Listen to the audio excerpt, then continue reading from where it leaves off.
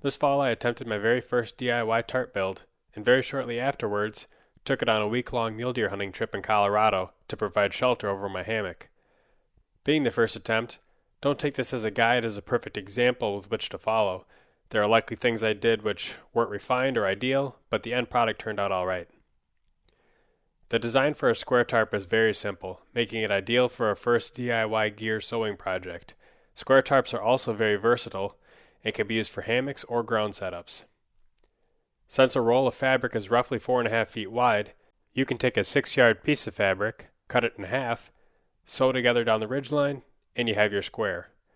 My plan was to then hem the entire outside edge, add reinforcements for all 4 corners, the ends of the ridgeline, and have 2 side pullouts. For fabric, I ordered from ripstopbytheroll.com. I chose membrane sil poly for the main material, Hyper D 300 for the reinforcements, and Gutterman Mara 70 for the thread. They were running a discount on the fabric when it was first released.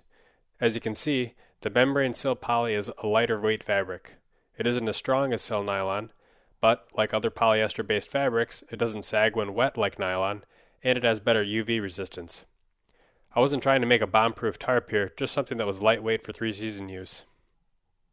I started by laying out the 6 yards of fabric in my garage. After putting heavy objects on the corners, I measured the length and divided by 2 to get an accurate center line. I marked that center line with a chalk line and then made the cut. It's a pretty easy fabric to cut through. After the cut, the first step is to sew the ridge line with a flat felled seam. As far as I'm aware, it isn't what people would call a true flat felled seam, so we could probably call this a faux flat felled seam, and there are plenty of other and probably better tutorials on how to do this on YouTube. In a nutshell, one piece of fabric is laid on top of the other, and a line of stitches is put along the entire length 5/8 of an inch from the edge. That leaves you with 2 free ends, each 5/8 of an inch long. You take one of them and cut it roughly in half. Then, you take the longer of the 2 free ends, roll it over the shorter end once, and then again. With that double roll in place, you then run 2 lines of stitches over it. Here you can see me running that first line of stitches.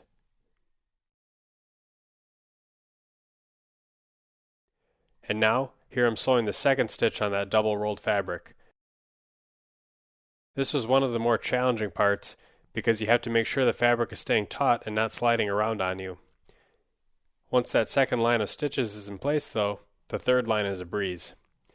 I've seen some people put the third line very close to the second line of stitches, but honestly I'm not sure if it makes a huge difference performance-wise. Once the ridge line was done, I moved on to the reinforcements from Hyper D 300. I first cut out equal-sized squares of the material, roughly the size of 1.5 post-it notes on each dimension.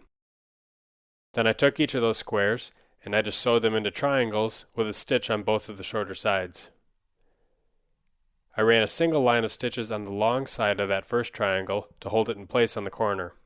Then I started my double rolled hem. That just means I rolled the fabric twice and ran a line of stitches through it to hold it in place. I continued that rolled hem stitch around the entire perimeter of the tarp. Each time I got to a corner or the end of a ridge line, I'd make sure to include one of the reinforcement triangles. Once the outer edge of the fabric is stitched with the reinforcements included, the next step is the gutted paracord tie-outs. I cut a piece of paracord for each reinforcement and then pulled out the inner strands. Once done, I just burned the ends of each piece to seal them. Again, at this point, I wasn't really sure what the best way to move forward would be, so I just sort of went off of what felt the best. There may very well be a better way to sew the tie-outs. I ran a single line of stitches through each end of the paracord, leaving the loop exposed and unstitched.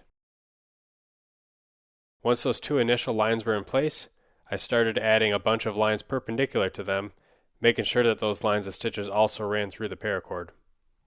After all the side and corner tie-outs were sewn on, I followed a very similar process for the side tie-outs.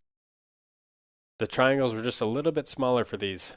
Since there were no tarp edges to hide the cut lines on the shorter sides of the triangle, I rolled and sewed them to get a cleaner look. Then, I just sewed lines around the entire perimeter of the triangle onto the proper locations of the sil poly. They were each right in the center from corner to corner, but I spaced them a little bit closer to the ridge line than the edge of the tarp. Seam sealing is the last step. Per Ripstop by the Roll suggestion for the membrane sill poly, I use Silnet 100% silicone seam sealer. I tried putting some tension on the ridge line for this by tensioning the tarp and then putting weights on top. However, if I were to do this over, I would actually pitch the tarp between two trees to increase the tension. If you seal without tension, then it's easier for the water to work its way through once it's pitched. As you can see, the tarp weighs 11.7 ounces. For my carabiners, I use these aluminum wire gate ones from Amazon, rated for 12 kilonewtons and weighing less than an ounce apiece. I then ordered these ultralight, ultra-strong, reflective UHM WPE guy lines with aluminum tensioners. The carabiners and guy lines work great, and I'd order them again. I also used MSR mini groundhog stakes and straps from Ultimate Hammocks to attach both the tarp and my hammock. On our trip, we got quite a bit of rain, but only moderate winds.